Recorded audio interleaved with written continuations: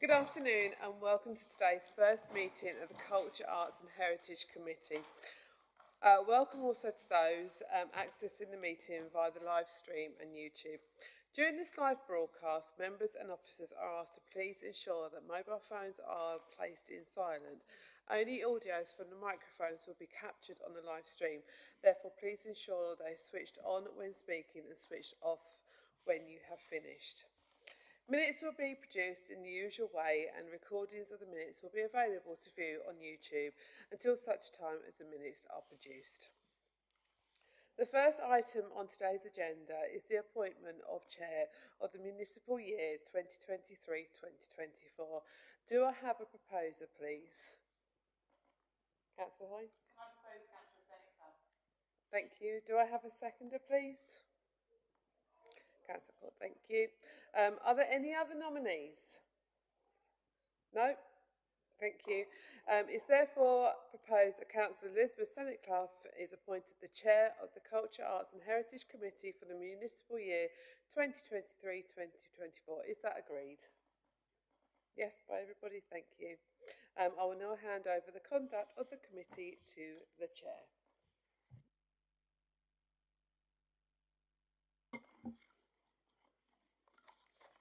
Thank you.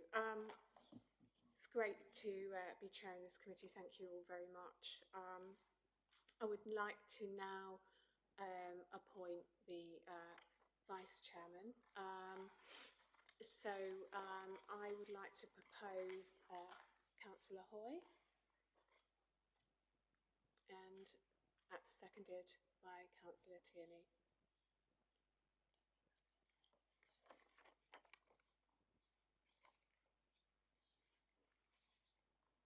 Any other nominations? Okay, thank you. The proposal is therefore to appoint Councillor Sam Hoy as the Vice Chairman of the Culture, Arts and Heritage Committee for the municipal year 2023-24. Is that agreed? Councillor Hoy, you are duly appointed.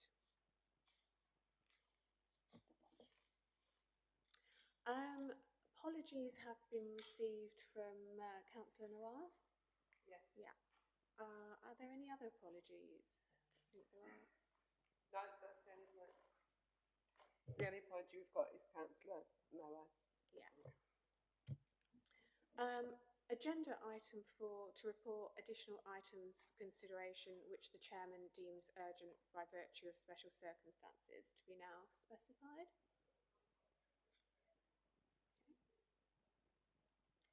So there are none. Agenda item 5, to receive any declarations of interest under the local code of conduct or any interest under the code of conduct on planning matters in respect of any items to be discussed at this meeting. If you have anything to declare, please can you inform the meeting now? I don't know whether it's in respect to anything coming up today, but in the interest of transparency, I'd like to make it clear that I have links, both myself directly and indirectly, with 2020 Productions and Marketplace. Thank you. Thank you, Councillor Hicks. No other hands are raised. Thank you. In respect of agenda item 6, I am now going to present information regarding the Fenland Poet Laureate competition. So the key discussions we need to have around the Fenland Poet Laureate Awards are the timing. So the competition usually opens in July to allow adults and young people time over the summer to write their entry poems. The closing date is usually in September, with the awards ceremony in November. Clearly, that's not going to happen this year. So what I propose, with your agreement, or I'm open to suggestions, is opening for entries in December, allowing people time over the winter break to work on the entries, with a closing date in February and the awards ceremony in April. Can I open that for discussion to get people's views on that? Thank you, Chairman. It was a great pleasure to be invited to the awards this year, and I was struck by the energy and enthusiasm in the place. It was wall to wall rammed. Everybody seemed to be having a great time. There was lots of discussion going on. It just felt great. It felt exactly like what we want to achieve. And I think it would be a mistake to not keep the energy going, to keep it going as it was. So I'd certainly going to agree with what the chairman has suggested, because the alternative will be to skip a year or to have a late one, and I just think that will be damaging and detrimental to what's actually a very successful competition which engages people. So yes, absolutely, I think we should press on it as you've suggested and keep that momentum going. Thank you, Councillor Tierney. Councillor Hoy. It's just Pride in Fenland, is that February, Carol, do you know? I think that's a bit early, so I don't obviously clash with that, but I've got a feeling they usually have theirs in sort of January, February time. I can't recall the specific dates for Pride in Finland, but what I'll do is, following this meeting, I will double check with the comms team around what does the corporate awards calendar look like to ensure there's no sort of substantial clashes in these events. Thank you, Councillor Hoy. Good point. Does anyone else have anything to add on the timing of the event? Okay, so if the timing is agreed, I'll move on to the subject of funding. So I'm hopeful that we can secure a free venue again, that is March Town Hall. So the bulk of the costs will be trophies, anthologies and award programmes. From memory, the trophies came to about £300 for 6 trophies. And I advise sticking to the same format again in terms of under 17, first, second and third trophies, and 18 plus, the same format, first, second and third. I feel trophies are a lovely gesture, engraved trophies for the first 3 in each category, along with a small souvenir anthology as well, because everyone likes to see their work in print. So last year, for the first time, I also added some shortlisted poems in the anthology just to inspire those that were almost there but didn't get selected for the top 3 prizes. So the number of shortlisted poems from each category could vary, but normally no more than 5 from each category. It's just a way of encouraging those people that write really good poetry but for whatever reasons just didn't make it into the top 3. The other cost, which luckily last year was fortunate enough to have a photographer that offered his services for free, but that might be another cost to consider as well. And advertising, FGC obviously have their comms that, you know, they can advertise and promote the competition really well. And Sarah Kliss from the Fenland Citizen ran a really nice article advertising the awards and a spread about the results too. So can I throw it open for discussion about funding and about whether you're in agreement with all of what I've said in terms of the trophies, the anthologies, and in terms of, you know, can we talk about the photographer and all of that? So does anyone have any thoughts on it?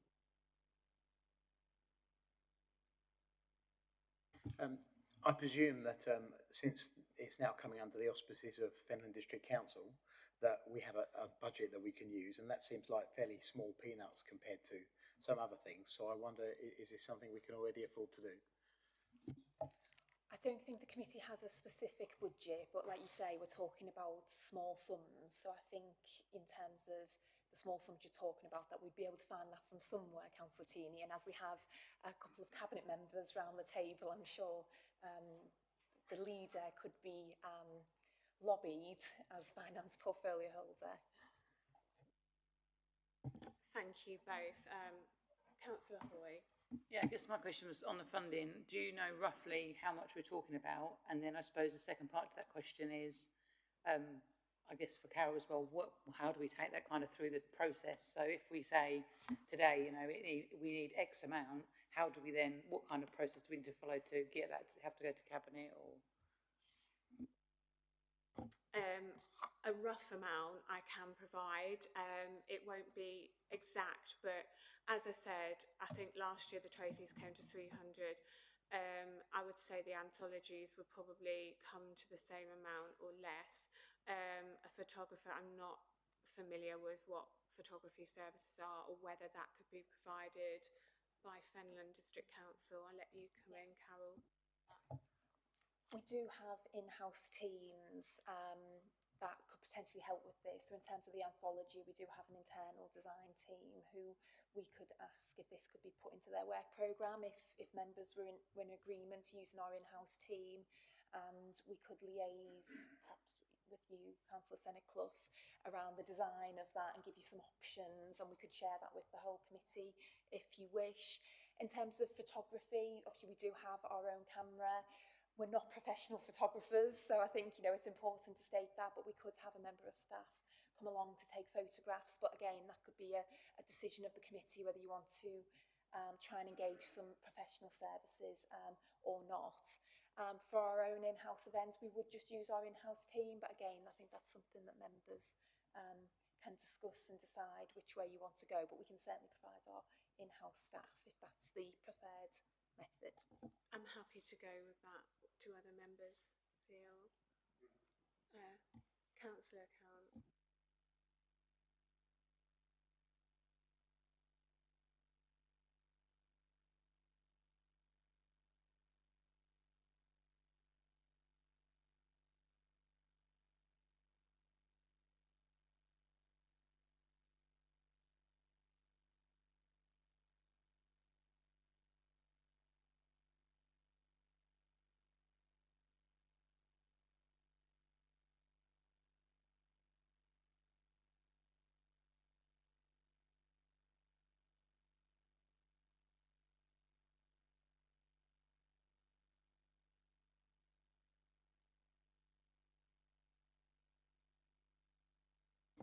Thank you, Councillor Count. I agree with you. Councillor Hoy, did you? Yeah, not to be too negative about the sponsorship idea, but I think officers' time is also not free, and I think you could easily burn for a few £100s with maybe not getting anywhere, because we've tried that at Town Council for things, and you're right, sometimes you can get lucky, but sometimes a lot of people are going to these organisations and it is really difficult to get the money. But I don't maybe not kind of discounting the idea. I also think the comms team seem really good. They've taken photos for lots of stuff before, so I don't see any issue with them doing it this time. So, in terms of the officer contacting people to sponsor the event, are we moving forward with that idea? What do other people think? Can we ask officers whether they think that's worth pursuing, Phil and yourself, whether that's an idea worth pursuing? Yeah, I think so. We're working with a couple of companies at the moment, and as part of their corporate social responsibility, it'd be worth asking them the question for sure. And that would be a very brief conversation. Yeah. Thank you for your input there. So I'll leave it then that a company or companies will be approached, and then if not, well, I think perhaps we could have a discussion around the companies that perhaps Phil's referring to, just to make sure members are comfortable with who that corporate sponsor might be, and then we can take forward those conversations. So if perhaps we try and come up with perhaps a short list of companies we feel that we could approach, and then we can bring that short list to you to sort of give us the green light to have those conversations. Yeah, I'm happy for that to be circulated with all the members of this committee. I think that's an excellent idea. In terms of the trophies moving forward, assuming we get sponsorship, now does that have to go out to get 3 bids for that, or is that because I've been using Fen Regis, who are very good, but I don't know legally, because I'm new to the council, do we have to get 3 bids in or anything like that before we select somebody to take on? Not for that level of expenditure, we don't. There's certain thresholds within our procurement strategy, but that's not reached with that small amount. But we can have a discussion around suppliers and if we have anyone on our corporate lists that we would usually approach, but we can certainly have that conversation. Thank you. I just didn't want to assume anything on that. So moving on to the next item under the Fenland Poet Laureate Awards is the adjudication. So for 2 years I had external adjudicators. Last year I did it myself purely because I wanted to save costs. I didn't have funding last year. I've had some discussion with Phil and Jamie Lee around the idea of external adjudicators, but then again there's a cost element of that.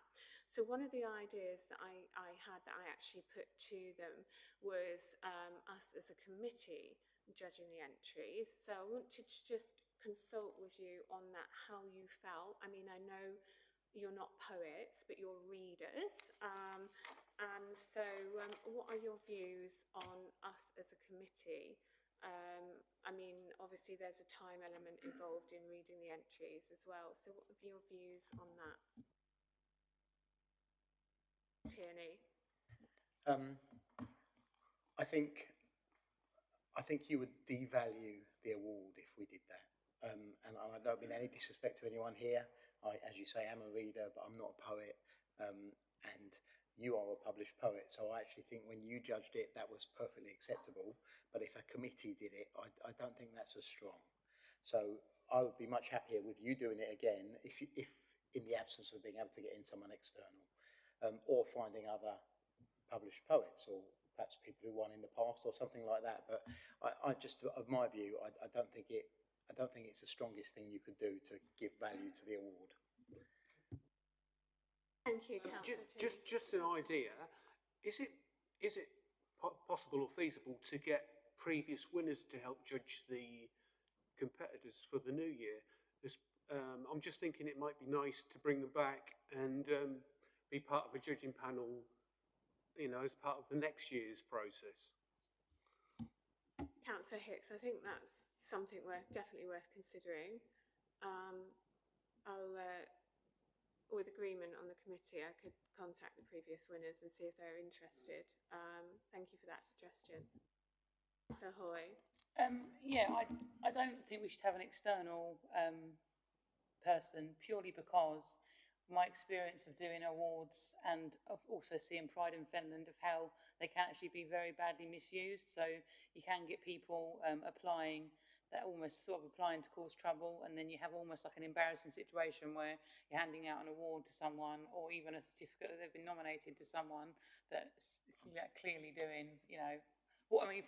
For example, what are you going to do if?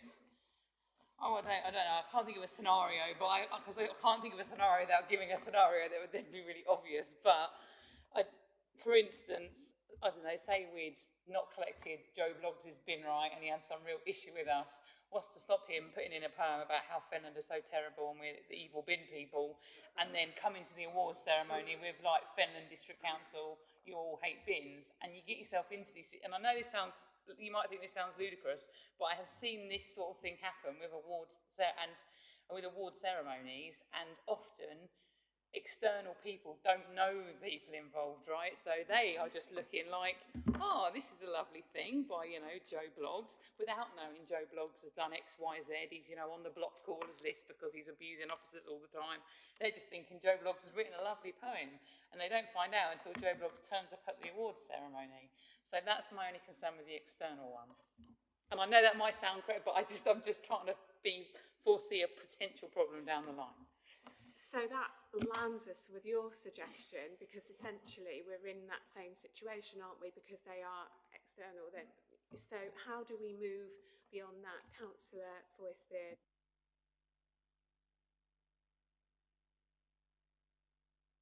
It also gives a little impetus, a little sweetener to win the award as well, that you're going to be invited back next year to sort of like hand the baton on to somebody else.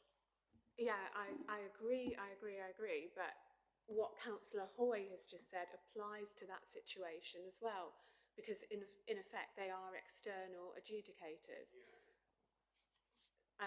So we are faced with a situation where, you know, whether we're inviting them back or whether we're paying someone, you know, they're both external. So how do we move beyond that, Councillor Hoy? Another scenario I'm thinking of as a positive way forward, and again, this might not be as a worker, because I don't want to make this overly bureaucratic, but could the committee maybe look at all the applications, shortlist them down to like X amount, whatever that X amount is, and then perhaps you and then the past poets then pick the winners from that shortlist. So then you kind of prevent that early problem because you'd have a wider thing, but then you also have the problem of, then you also solve the problem of not having the expert knowledge because the winners are actually picked. Now, I know it sounds really bureaucratic, but it does kind of kill two birds with one stone.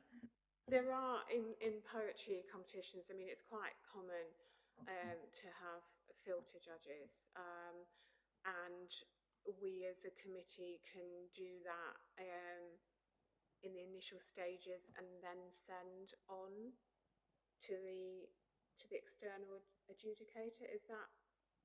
How does that sound? I mean, because then as a committee we're actually having some input. Councillor Cameron. Yeah, I quite like that idea. At the end of the day, if poetry doesn't appeal to a layperson like myself that doesn't know much about it, if it doesn't appeal to the public in any way, form whatsoever, then its value is diminished somewhat, even if some very qualified poets like it. So I like the initial sift coming from the committee. I think that could be done by email. I don't think we need a meeting on this. We can all score it independently. We get told what number should be going through for each round, whether it's 5, 10, whatever, depending on the original number, how many we would put in, aggregate those. But I think on the second stage, it would be useful to have an internal and external final judge. So yourself, as chair of this committee, I would suggest, plus somebody external to give it the credibility that this isn't some kind of a shoot-through arrangement. So, yeah, thank you. Councillor Tierney. Yeah, I agree. That's a good solution because it solves my problem that the final award isn't decided by a committee. It's decided by a previous winner and yourself, both of whom have the credentials. But it does provide the pre-sift, and as Councillor says, poetry does have to appeal to everyone. So I think overall that's a good solution. So what we're going with is us sifting as a committee, and then we'll You and one other. Yeah. And then it will go to an external adjudicator. And how do we feel about appointing the external adjudicator?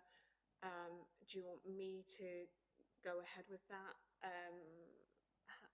Carol, do you want to come in on the discussions around that? I think in terms of external adjudicator, did you mean one of the previous winners? Because I'm getting the sense from committee that they would like to place their confidence in you and one previous winner, perhaps last year's award, if that person is available, maybe just go back and back until somebody is available, if I've interpreted the wishes of members correctly.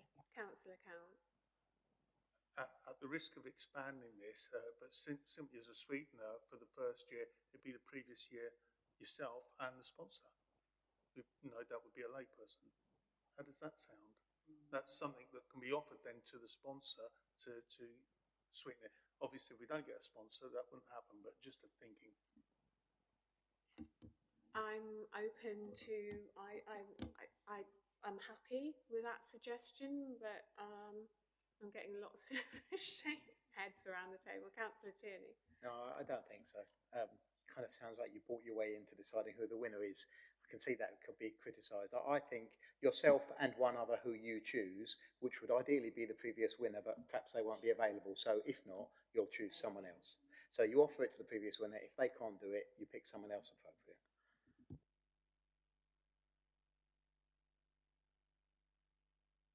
It shouldn't be too hard to sort out the wheat from the chaff, should it?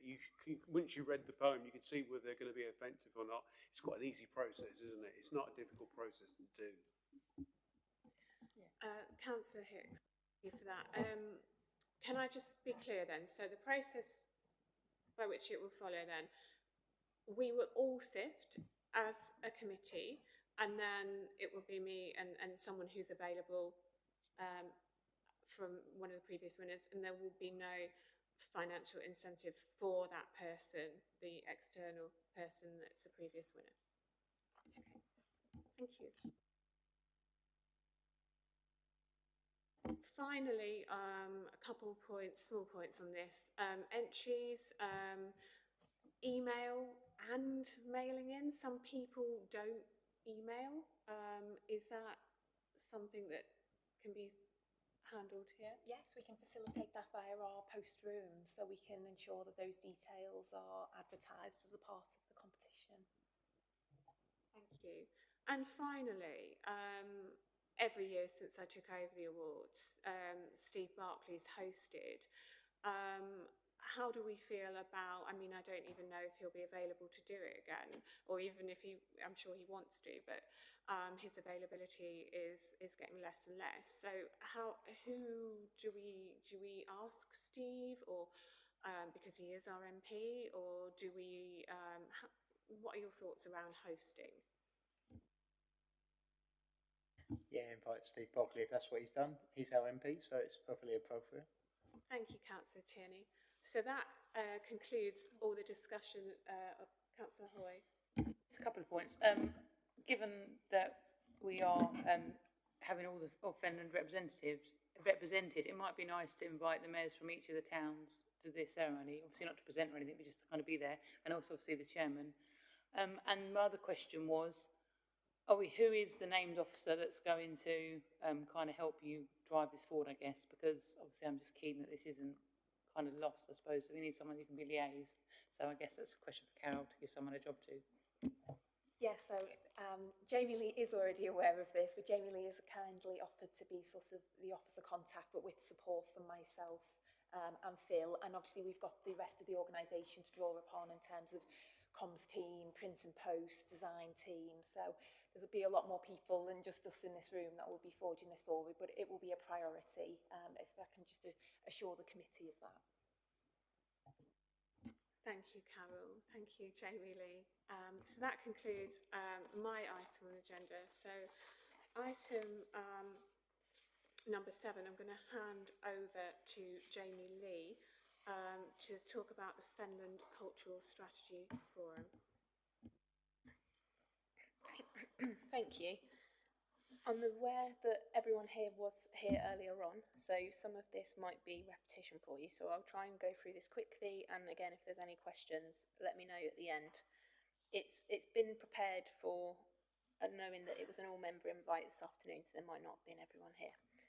So the Fenland Cultural Strategy Board initially was called the Core Group. This was a small group of people brought about from the initial steering group that was in place before the strategy was approved, before my role existed.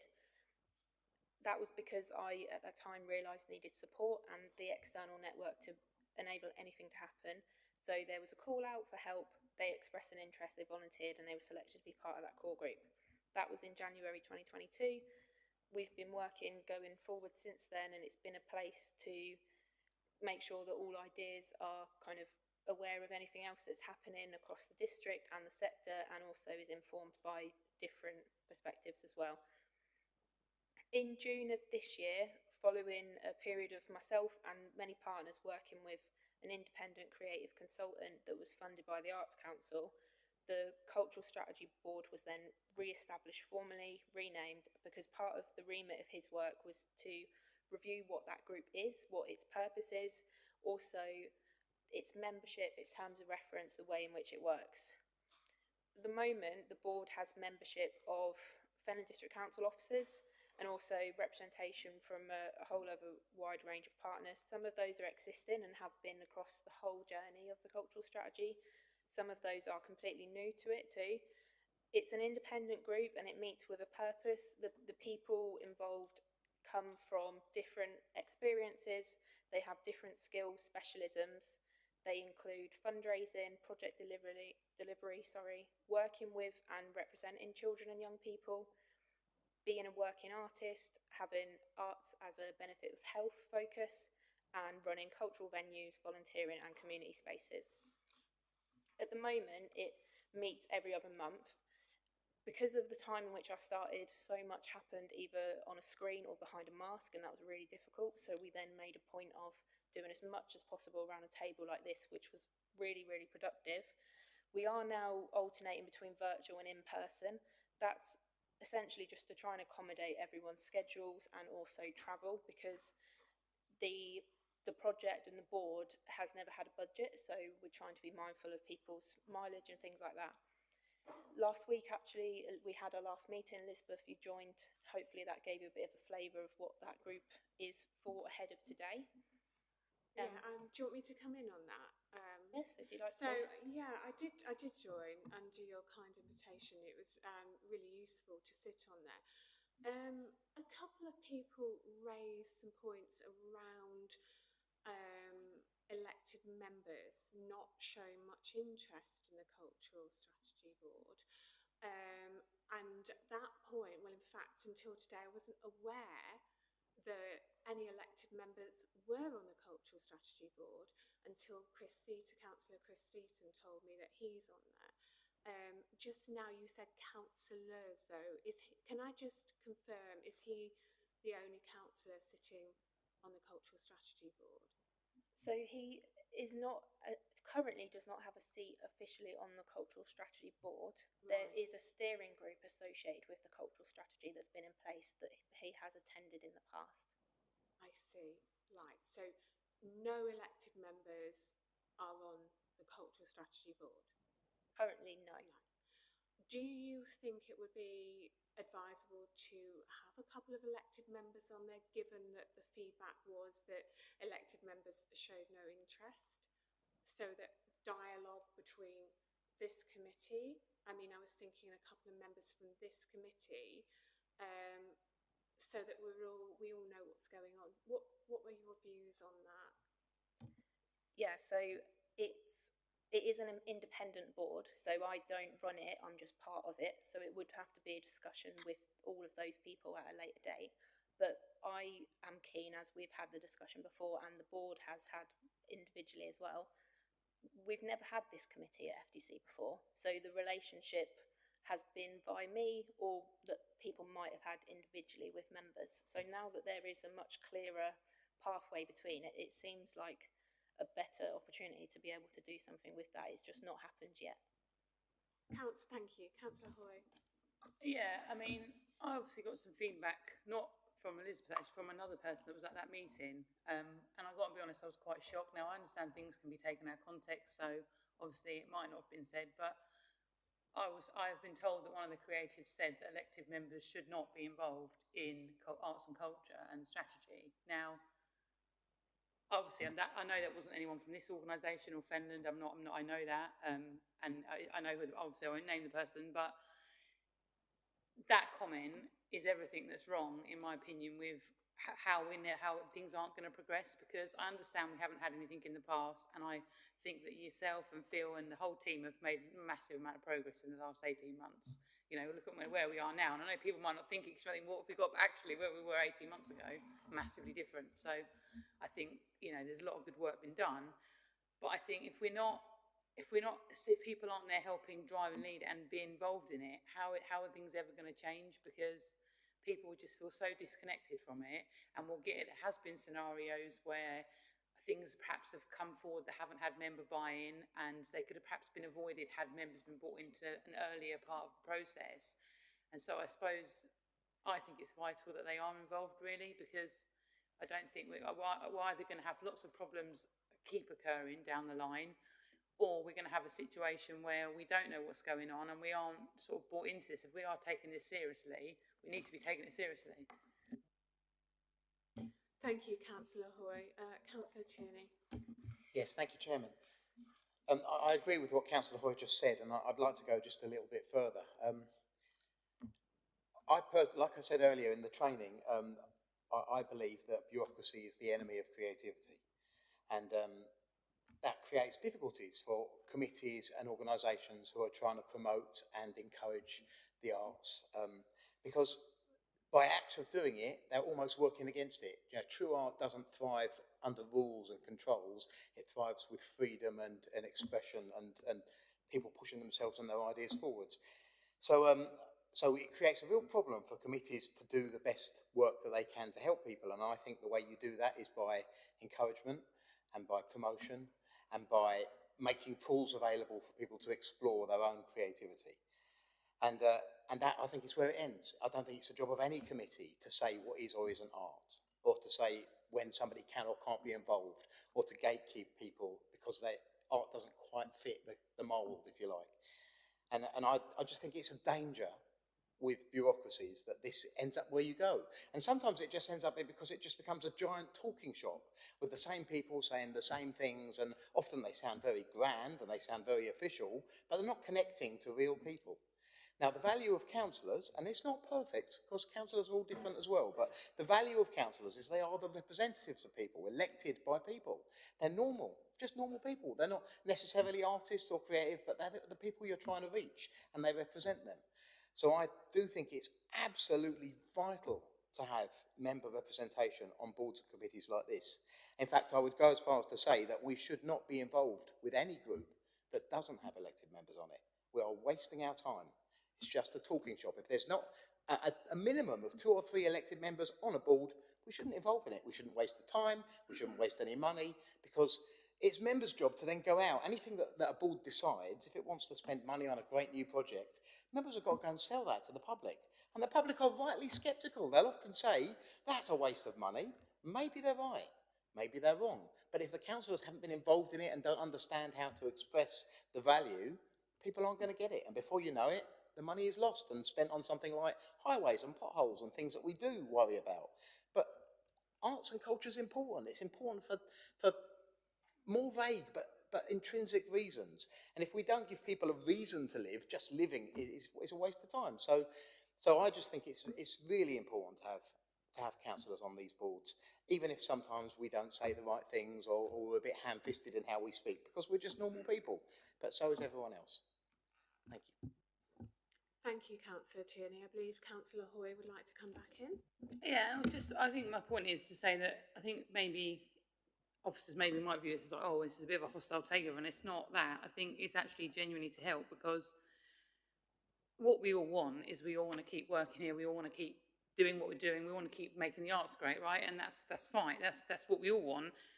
But I guess this has a real danger to go wrong, because if, for example, like thinking of yesterday when we had the motion at full council about the weeds, if this culture, I'm not saying they would, but say this steering group said, right, we want to do a massive arts project involving celebrating weeds growing and the bees, right?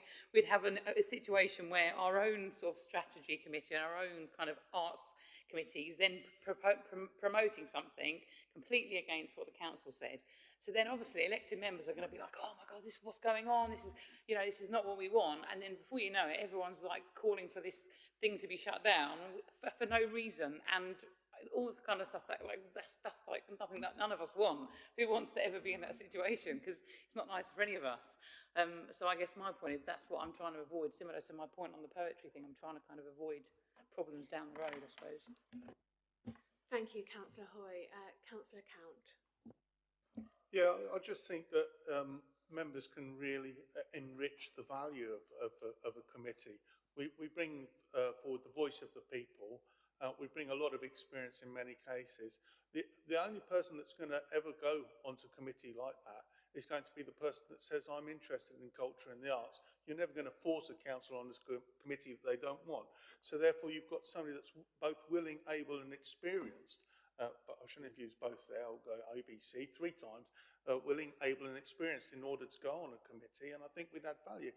But also, when you talk about a lot of these organisations, they're putting in bids for money, and this is money to be spent in Fenland, money that will end up for residents enjoying the benefits of the culture and the arts of Fenland.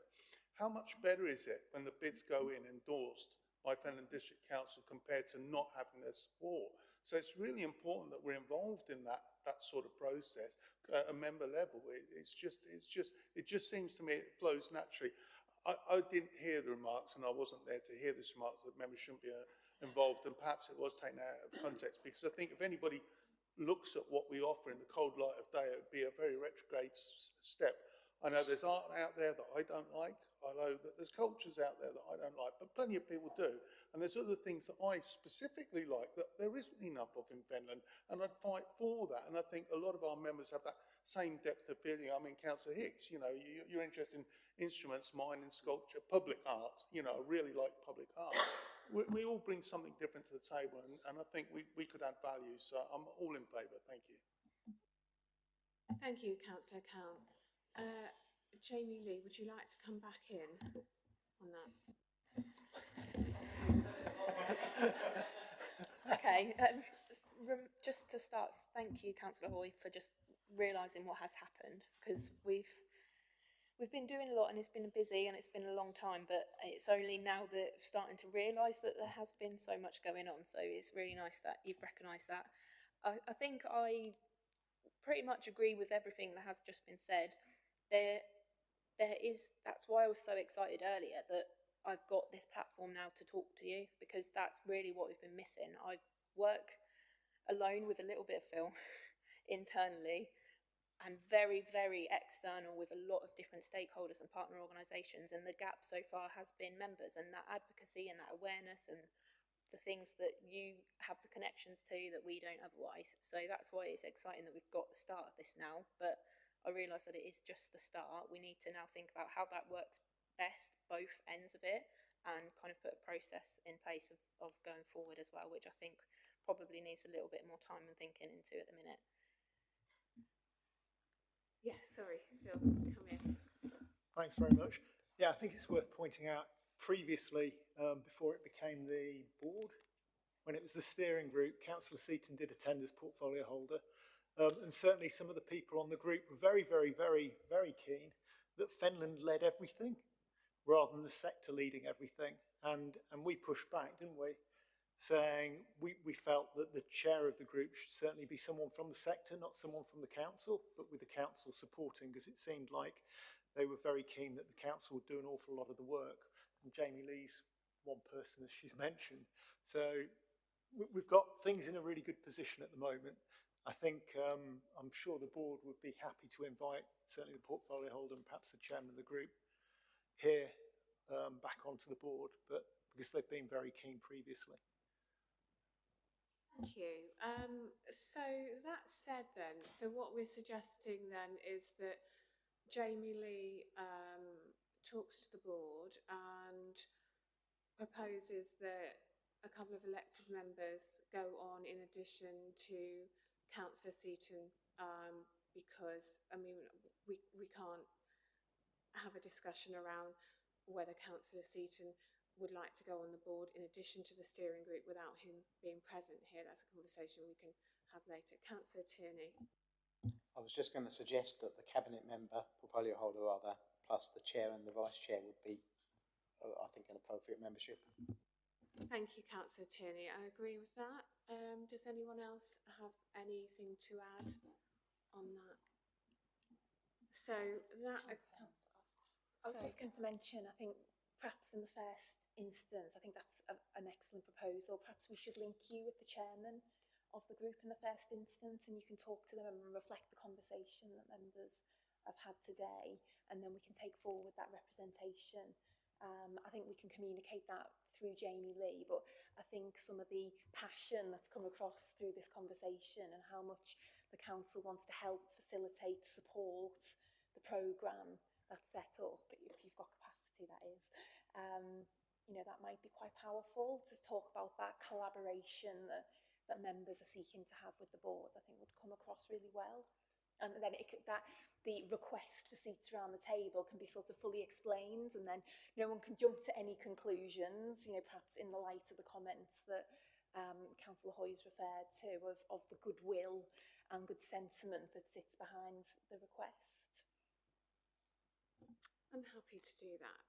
I mean, I'll talk to Jamie Lee as part of a separate conversation about who is the chair of the culture session. So we had a really excellent chair, but unfortunately yesterday he started a new job with the Arts Council, and because of the application we're looking to apply for, he's no longer allowed to be chair. So this is my challenge at the moment. We have got another meeting. Our next one is not scheduled until November.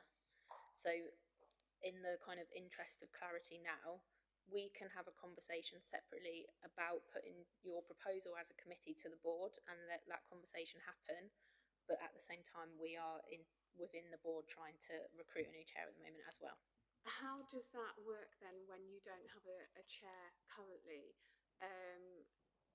Who would have the discussion around that and make the ultimate decision when there is no chair until November? So because of it happening only last week, there's not been any expressions of interest yet or anyone else come forward to be chair. So it is my kind of priority at the moment, working on that before the next meeting happens.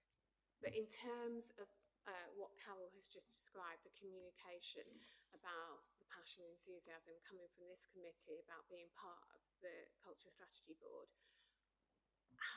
who do we communicate with then in the absence of a chair? I think initially you and I can have the conversation and then be able to take that as a proposal to the whole board. It's only a small group, and our next meeting is actually due to be in person, so it might actually, that way it is an independent board with a lot of different partners involved. They can all be part of that conversation then, and that might help, if you would agree with that. I think what a good idea would be for, if he's available, the portfolio holder, Councillor Seaton, Councillor Hoy and myself, to attend that meeting then, and maybe we can discuss that in person. Councillor Hoy, what do you think? Yeah, you can do. I just wondered, what are the actual, how many people are on the board and what are the terms, can we have the terms of reference circulated to the committee as well, please? Yeah, the terms exist, so I'll be able to send them out, and the membership is now 9. Yeah. Just for clarity then, going forward, that members that are interested can attend the November meeting and we can have that discussion in person. I think I will speak to you separately outside of this and then arrange an invitation for yourself as chair, Councillor Hoy and portfolio holder to attend for the November meeting. Thank you. Does anyone have any questions or anything further for Jamie Lee on that? Thank you.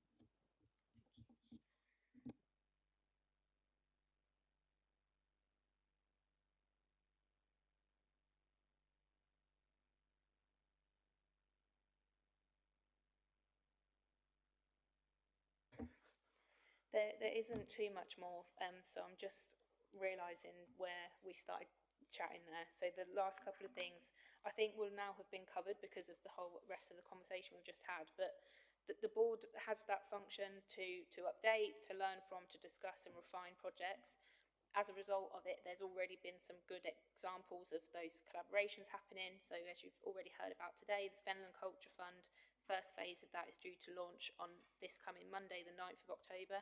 That's been created and funded in partnership with 2 organisations, both of which are on the board and have been right from the very beginning.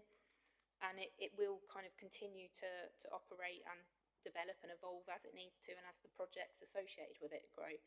And what I was going to say, but we've kind of just got there, is that I think members of the board are keen to work alongside this committee, and they're always interested. If members are interested and want to be put in touch, I can do those introductions. And I think this is really significant progress being made now, and it is a big step forward because it's been such a long, slow burn. It's really nice to see progress now being made. Thank you very much. Phil. Thanks. I just wanted to make a point about the Fenland Culture Fund. So it's small amounts of money that creatives could apply for, and I think you heard more of that from Jamie Lee earlier. But it's important to point out that the board or a group of the board will look at applications, but the final say on the applications will come to the portfolio holder, because the district council will be managing the funding, if you like. So there's member involvement directly into whoever is successful. So members of the board will recommend, but it'll be up to the portfolio holder in discussion with me as well to approve. Thank you for making me aware of that, Phil. So if there's nothing further on agenda item 8, then we'll move on to agenda item 9, but I believe that... Go ahead, Jamie. Wrong. I have got update for you on the UK Shared Prosperity Fund project, which I have as item 8. Aware that I have already spoken about it this afternoon quite a lot, so I'm happy to run through that before we move on, if that's all right. Yeah. Okay, so to briefly go over this, because we've done it before, but I wrote an application last year. It successfully achieved £120,000 investment, and it will support capacity, skills, co-produced activity, and it will provide community equipment for both activity and delivery in Fenland. The project that I lead on is called Amplifying Community Arts and Culture. It's from the UK Shared Prosperity Fund, and it's currently looked after by Simon, our Economic Growth Manager, who oversees all of the SPF projects for Fenland. Of the project that I'm running, it's split into 4 elements. The first one of those being capacity. So that was to contribute towards the staffing need. As I said, my role very generously has been quite heavily part funded by external organisations to this point. Thanks to the SPS fund, it will be again for the next 2 years. So we've got that security there and investment externally. It's also just, to be honest, a really nice sort of step forward, because we all know whilst fixed term contracts are quite common, it's quite difficult to navigate those on long-term strategies, and when we're thinking about quite far away deliverables sometimes and projects being a way off, so that's really great. The next thing also within the SPF project is an element under the Commission's budget, so that's been allocated towards a Fenland Culture Fund that you've all heard lots about now. They've been started to have their sort of soft launch online, and they're already picking up quite a lot of interest, which is really positive. The official launch date is on Monday, so our comms team have been really amazing in terms of getting a website ready for us and application form process, lots of promotion ready to go out to the press. So it's going to be quite exciting that it will be real. It's the first tangible thing that's associated with the cultural strategy that exists beyond the council and beyond the partner conversations that I have. So it's really nice that there's going to be something that residents can see and apply for the first time. Once it opens on Monday, it will be available for applications for up to 6 weeks, and then we'll go into a decision-making process. And it's really quite exciting that we've got some good feedback from the MP's office as well, who've been really working closely with us all the way through and sort of believing that it will make a real difference. So that's really positive. There are some other elements of that fund which are still in development, and I am very happy to regularly attend your committees, and you'll hopefully see the progress of them as it goes forward. Those are to be developed both in combination with the strategic support of the board itself, but also the wider network of partners. There's a budget available for an upskilling training element for artist development, because there isn't a lot of focus of artist development locally, and realising what that can mean for them as a business and how they can not only kind of survive in cost of living and be able to keep running as freelance or running their business, but also keep doing well, and how much they contribute to the economy. And also that can include things like training and workshops and mentoring for them individually to be able to expand and work with different partners and different people and continue to do what they do. There is finally just some budget available that we're due to work on with the board and with partners, where there will be a possibility of some equipment purchase. So this is because that fund had a restriction that some of it per year had to be a small amount of capital spend, and we had the idea of some equipment that would be suitable for the community. So it would be free or very low cost to enable more activity and opportunities for people to have access to things and that are high quality professional, and just go ahead and get on with it. So yeah, it's really good to be able to brief you on that, because although the application was in well over a year ago now, because of all the delays, it's only really now starting to kick off. And I think this is quite an exciting time for me to tell you about it now first, while it's just on the cusp of the first thing starting to be real, and going forward there should be lots more updates. Thank you very much, Jamie Lee. I can feel your passion and enthusiasm coming forward with that. Thank you. So that concludes agenda item 8. Now, agenda item 9, you did tell me earlier that the person isn't here to speak on that. So is that, you're not going to speak on that yourself? No, so I had planned, we'd had an invitation or an offer actually, and we thought it was a really great idea from the person that chairs the working group for our Arts Council Place Partnership Fund application. Her name is Ali Ober-Oatman, and she's a senior manager for the Norfolk and Norwich Festival, but their Connect and Create initiative that looks after the whole of East Anglia but has a priority focus on Fenland. She's the chair of that group, so she'd prepared the update to basically come and sort of inspire the possibilities of that fund, but unfortunately she's had a medical emergency overnight and couldn't make it. But we have got a written update that I can have shared out with the minutes if that's available for everybody, and I'm sure she'd be really excited to come in a future one. Yeah, that's something, yes, we'd absolutely love to see her written presentation, and perhaps she can come at another time. I think our next meeting, we're going to invite a couple of other people, so maybe the meeting after that. Do you wish to speak? Councillor Hoy, sorry. Yeah, is this the bid that was being put in that's about £1 million for us to do something? And if so, I've got a question on that. How can we kind of feed into that? Because it'd be quite nice to. I know there's been some workshops, but I don't know who's been invited to those. But it'd be quite nice for us to be able to feed in to what we'd like to see in our each individual towns. Because, it'd be quite nice to help shape it really. Yeah, thank you. So you're right, it's called the Place Partnership Fund. It's one of the Arts Council's biggest programmes, and it's anywhere from 100,000 up to £1 million. We're probably looking somewhere in the region of between 700,000 at the moment for what's being put into place to cover the whole of Fenland, but it is quite early days in that project development. The working group for that is quite varied, but it is smaller than the board. So I'm very happy to put that to the chair to invite people to come along to it and firstly kind of get a feel for what you would have heard today, what it's going to be about, but also be able to feed into it as well. Councillor Hoy. But this is actually Fenland District Council's bid.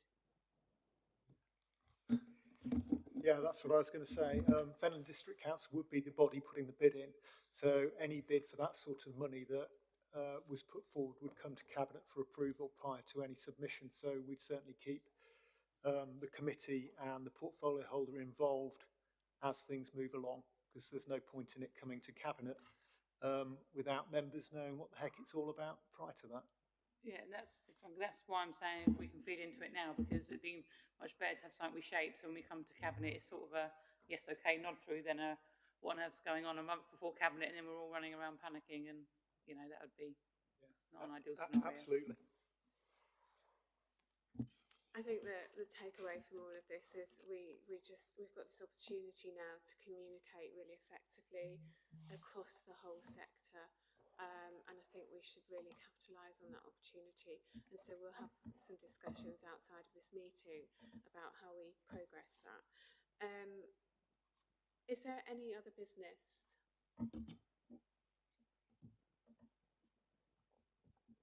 Councillor. Just to say thank you to Jamie Lee for putting the Town Council in touch with Creative Arts East. We managed to use them for a couple of things, and I wonder if we can keep that conversation open really, because it was quite useful. And although I take Elizabeth's point about having local creatives, there are also some quite interesting people nationwide as well that you sort of find, and then you think, oh, they were really good. And it's quite good when you find someone sort of use them.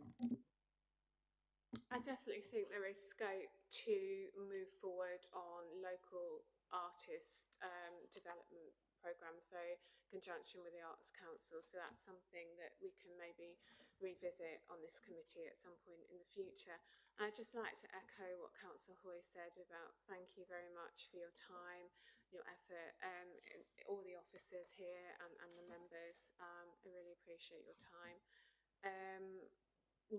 If there's no further business, this marks the end of the meeting, and I declare the meeting closed.